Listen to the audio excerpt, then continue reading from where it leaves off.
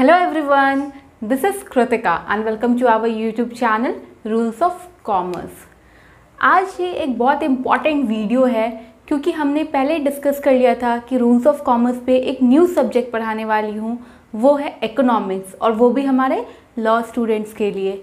बहुत सारे स्टूडेंट्स ने मुझसे रिक्वेस्ट किया था कि मैम प्लीज़ आप एक वीडियो इकोनॉमिक्स पे कीजिए, तो मैंने डिसाइड किया कि ठीक है, हम इकोनॉमिक्स पढ़ेंगे।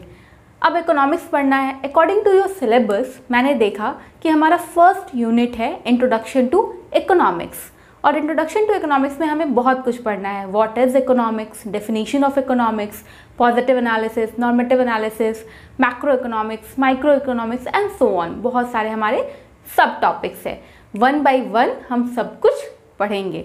तो आज का हमारा टॉपिक है कि इकोनॉमिक्स है क्या, व्हाट इज इकोनॉमिक्स।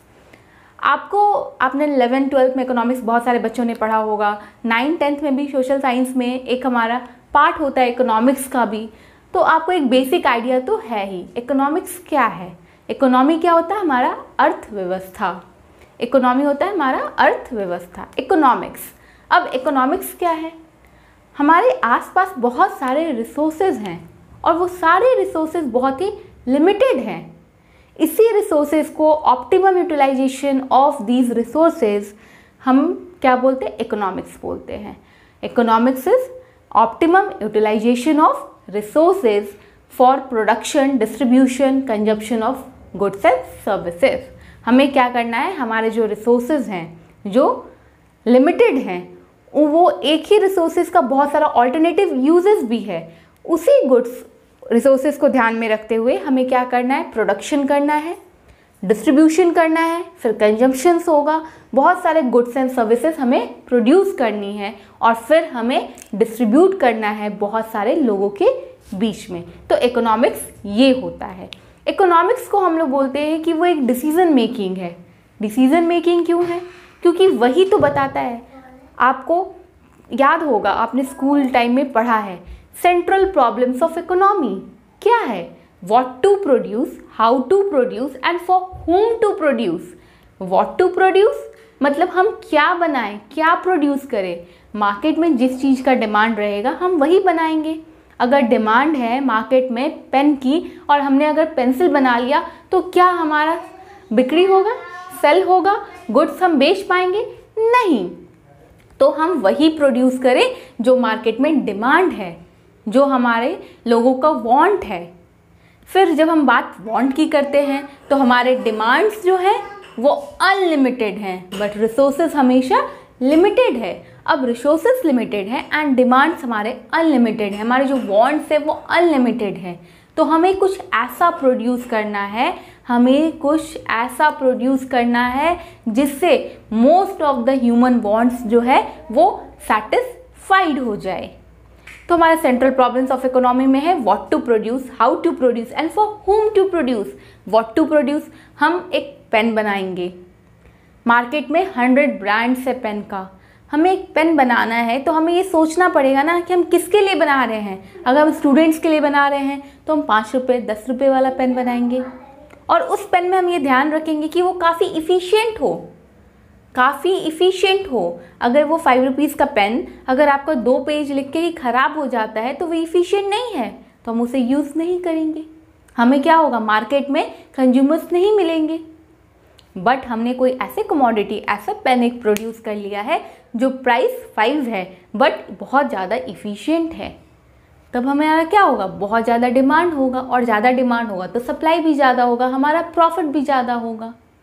अब ये तो बात हो गई what to produce. How to produce, how to produce में हम क्या टेक्निक यूज़ करें। हमारे पास तो रिसोर्सेज लिमिटेड है, उसी रिसोर्सेज को यूज़ करते हुए हमारे टेक्निक्स इतने अच्छे होने चाहिए कि हमारा जो गुड्स प्रोड्यूस हो वो काफ़ी इफ़िशियंट हो, गुड्स जो हम प्रोड्यूस करें वो काफ़ी इफ़िशियंट हो। ये हो गया बात हमारे हाउ टू प्रोड्यूस, मतलब हमें ऐसे टेक्निक यूज़ करने हैं कि बेस्ट यूटिलाइजेशन हो सके रिसोर्सेज का, और वो जो आउटपुट हो, वो जो प्रोडक्ट तैयार हो वो काफ़ी इफ़िशियंट हो। अब नेक्स्ट क्वेश्चन है फॉर whom टू प्रोड्यूस, किसके लिए बनाना है। क्योंकि हमारे सोसाइटी में बहुत तरीके के लोग हैं, डिफरेंट सेक्शन ऑफ पीपल हैं। बहुत सारे लोग हैं, एक पेन का एग्जाम्पल लेते हैं, 5 रुपीज़ का भी पेन मिलता है, 10 का भी मिलता है, 100 का भी मिलता है। तो क्या सब 100 का ही पेन खरीदते? नहीं, कोई 5 रुपये वाला खरीदता है, कोई 10 रुपये वाला, कोई 100 रुपये वाला। तो हमें समझना है ना कि कौन सा सेक्शन ऑफ इकोनॉमी, किस लोग के लिए हम वो गुड्स बना रहे हैं, वो कमोडिटी हम प्रोड्यूस कर रहे हैं, उस अकॉर्डिंग ही हमें प्राइस सेट करना होगा। उसी अकॉर्डिंग हमें पता है कि डिमांड भी आएगा। तो ये था हमारा फॉर होम टू प्रोड्यूस। इसलिए हम बोलते हैं कि इकोनॉमिक्स जो है डिसीजन मेकिंग भी है, इकोनॉमिक्स जो है स्टडी ऑफ स्कैरसिटी भी है। अब स्टडी ऑफ स्कैरसिटी क्यों बोल रही हूँ? क्योंकि हमारे जो वांट्स है वो अनलिमिटेड है, बट हमारे रिसोर्सेस लिमिटेड हैं।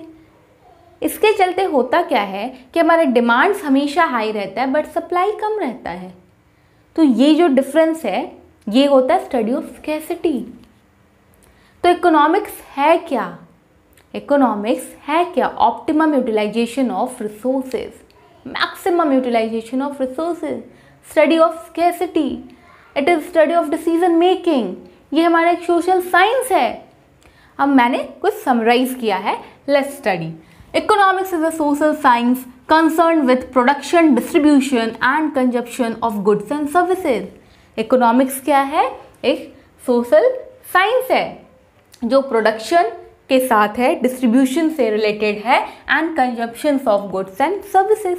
प्रोडक्शन मैंने एक कमोडिटी बनाया, डिस्ट्रीब्यूट किया, मतलब मार्केट में डिफरेंट लोगों के पास पहुंचा, डिफरेंट शॉपकीपर्स के पास पहुंच गया, और फिर जब वो कंज्यूमर खरीद के अपने घर ले जाता और यूज़ करता है तो that is called consumption. Market में आप प्रोडक्ट लॉन्च कर रहे हो, वो हो गया आपका डिस्ट्रीब्यूशन। ये गुड्स के लिए भी हो सकता है, सर्विसेज के लिए भी होगा। नेक्स्ट पॉइंट है हमारा, it studies the behaviour pattern of human being.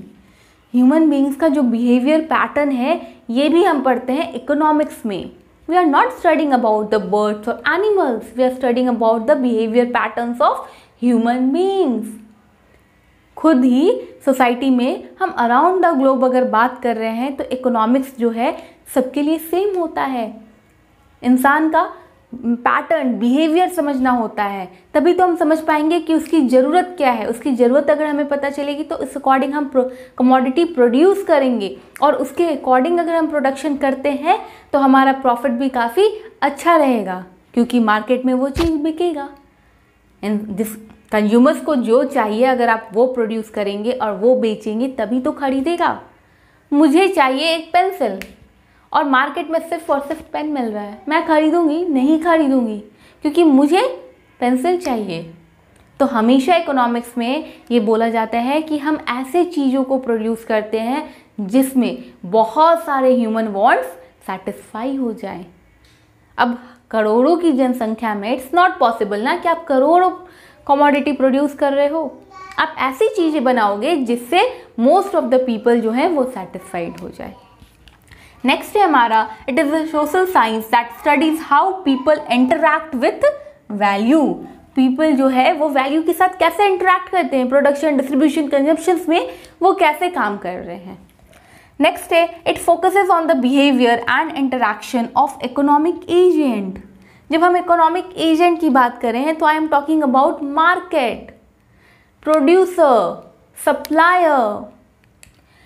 Focuses on the behaviour, कैसे हमारा प्रोड्यूसर जो है काम करता है इकोनॉमी में। प्रोड्यूसर ने अगर प्रोडक्शन, हमें डिमांड है 100 का और प्रोड्यूसर ने प्रोड्यूस किया है 110 कमोडिटी, तो वो काफ़ी इफिशिएंट है। बट डिमांड है 100 का, उसने प्रोड्यूस किया 50, तो इफिशिएंट नहीं है ना। तो ऐसे लोगों की ज़रूरत है इकोनॉमी में जो बेस्ट अपना दे सके।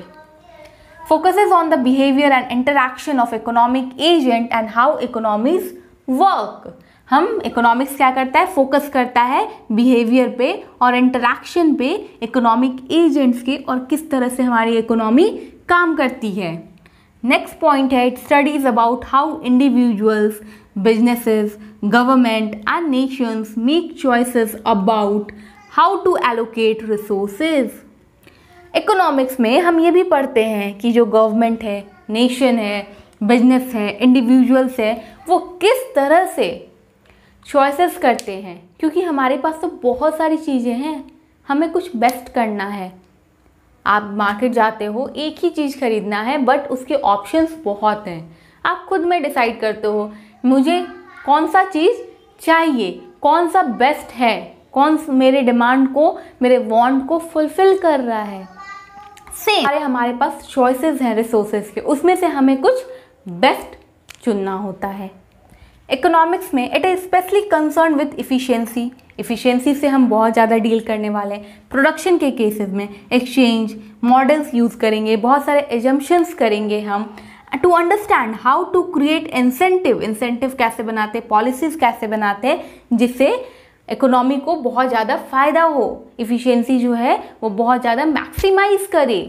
तो economics is all about studying the behaviour pattern of human beings, study of scarcity, study of you can say it is an optimum utilization of resources, limited resources in जिसका alternative uses है, how to distribute the goods in the market, production कैसे करें, distribution कैसे करें and consumption कैसे करें। तो ये है हमारा what is economics। हमारा next topic है definition of economics। Definition of economics जो है बहुत सारे इकोनॉमिस्ट ने अपने डेफिनेशन दिए। पहला डेफिनेशन हम कंसिडर कर रहे हैं एडम स्मिथ का। एडम स्मिथ ने, जिसे हम फादर ऑफ इकोनॉमिक्स भी कहते हैं, who is known as the father of economics, Adam Smith. According to Adam Smith economics is a science of wealth. उन्होंने एक बुक लिखा जिसका नाम है an inquiry into the nature and causes of the wealth of nations. Next है, आपके syllabus में है कि आपको definition of economics, welfare, definition of scarcity economics, ये सब भी पढ़ना है। तो वेलफेयर डेफिनेशन ऑफ इकोनॉमिक्स की जब हम बात करते हैं तो ये डेफिनेशन किसने दिया? Alfred Marshall. अल्फ्रेड मार्शल के अकॉर्डिंग इकोनॉमिक्स का डेफिनेशन है economics is the science of welfare. उन्होंने एक बुक लिखा जिसका नाम है principles of economic. Next, scarcity definition of economics क्या है? स्कैरसिटी डेफिनेशन ऑफ इकोनॉमिक्स किसने दिया? लियोनेल रॉबिन्स ने। उन्होंने बताया कि economics is the study of scarcity and choices. इन्होंने भी एक बुक लिखा जिसका नाम है प्रिंसिपल्स ऑफ इकोनॉमिक्स। इन्होंने बुक लिखा 1980 में। तो डेफिनेशन आपको कोट करना होता है, इससे आपके आंसर्स जो हैं वो काफ़ी अच्छे हो जाते हैं और स्कोरिंग हो जाते हैं। तो ये है हमारा डेफिनेशन ऑफ इकोनॉमिक्स। आता है हमारा रैशनल सेल्फ इंटरेस्ट।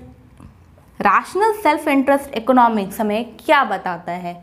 वो हमें बताता है कि it is a behavioural assumptions that economist make how people act under different economic conditions.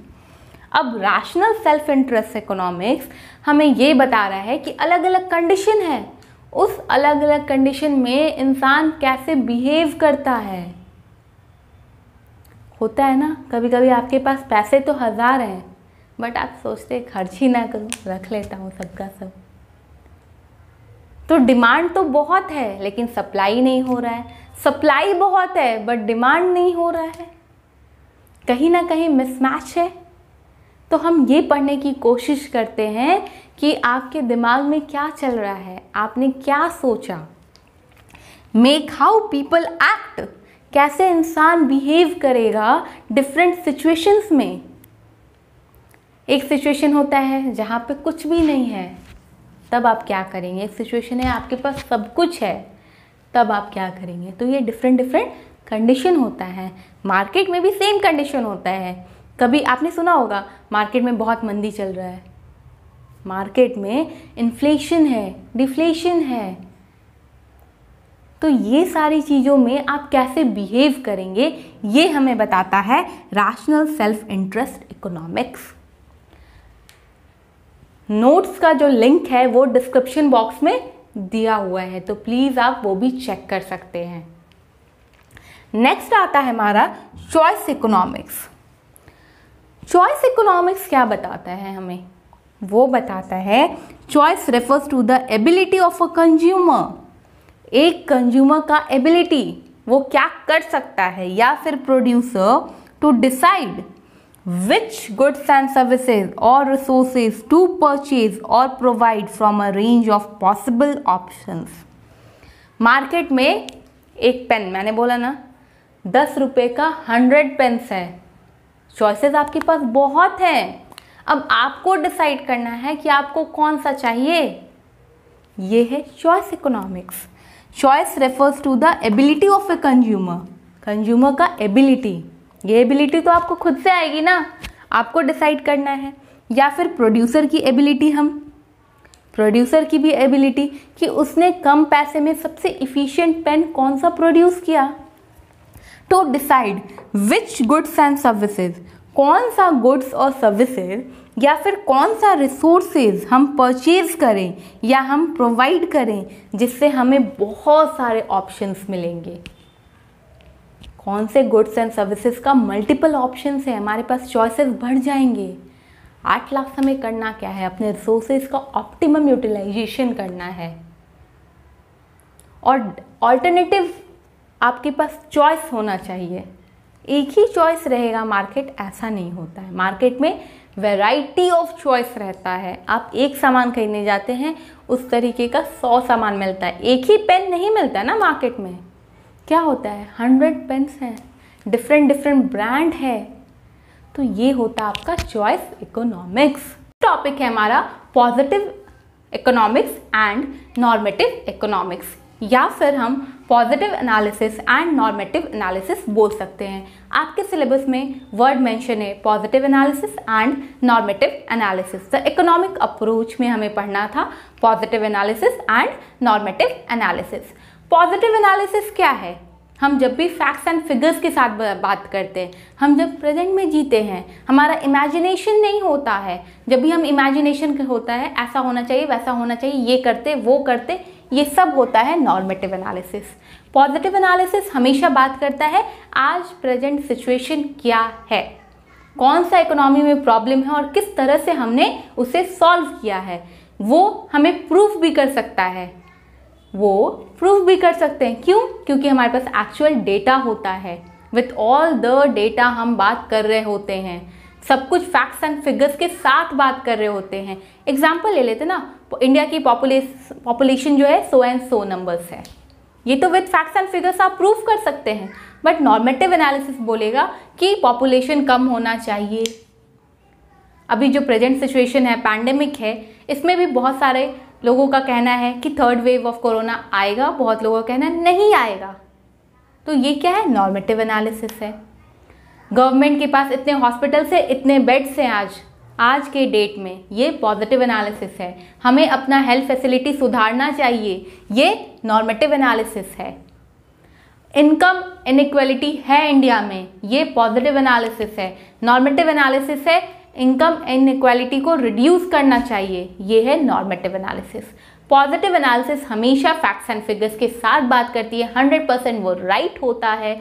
आपको जो भी प्रॉब्लम है इकोनॉमी में और किस तरह से उसे सॉल्व किया गया है, सब कुछ बताया जाता है। नॉर्मेटिव में हम हमेशा इमेजिन करते थे ऐसा करना चाहिए था, ऐसा कर लेते वैसा हो जाता, ये सब इकोनॉमिस्ट बातें करते हैं। इकोनॉमिस्ट हमेशा बताते हैं ना, आप ऐसे कर लेंगे तो आपका इन्फ्लेशन रेट कम हो जाएगा। बट सच्चाई ये है कि इन्फ्लेशन काफ़ी हाई है। क्यों हाई है, क्या है, उसके पीछे का रीज़न क्या है, ये सब आपको पॉजिटिव एनालिसिस बता देगा। नॉर्मेटिव क्या करेगा, इन्फ्लेशन रेट कम होना चाहिए, ऐसा कर लेते हैं महंगाई कम हो जाएगी, ऐसा करते हैं महंगाई कम हो जाएगी, ये स्टेप्स ले लेते हैं, वो स्टेप्स ले लेते हैं। ये सब नॉर्मेटिव एनालिसिस या फिर नॉर्मेटिव इकोनॉमिक्स है। मैंने यहाँ पे डिफरेंस के रूप में बोर्ड पे लिखा है। फर्स्ट पॉइंट है हमारा, it describes what is, what will be, what was. Positive economics what is, हम क्या है इस पे बात करते हैं। Normative economics it describes what ought to be, क्या होना चाहिए, what should happen, what should have happened.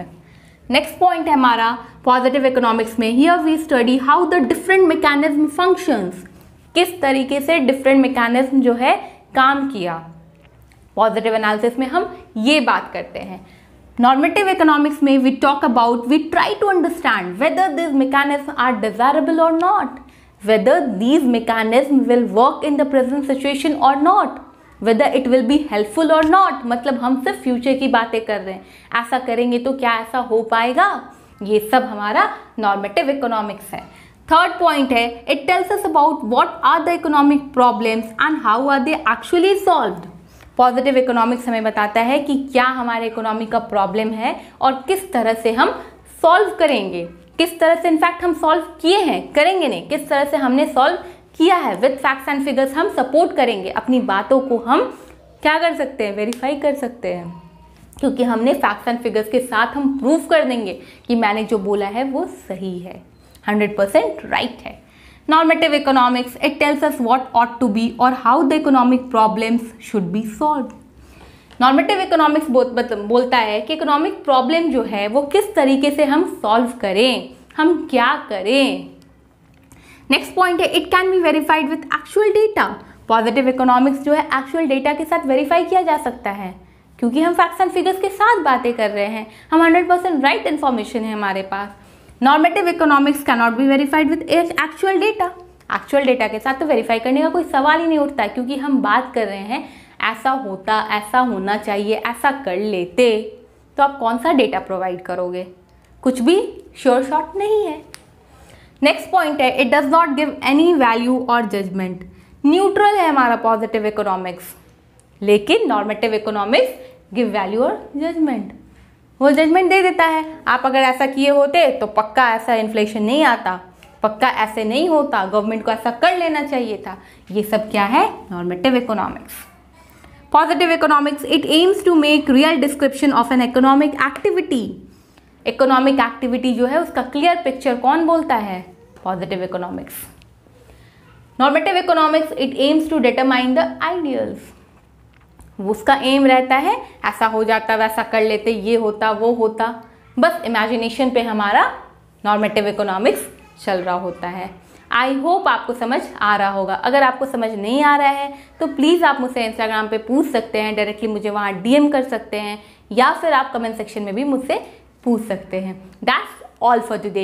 Bye bye बच्चों, keep learning, keep hustling and don't forget to like, share and subscribe and do hit the bell notification icon to get the latest update.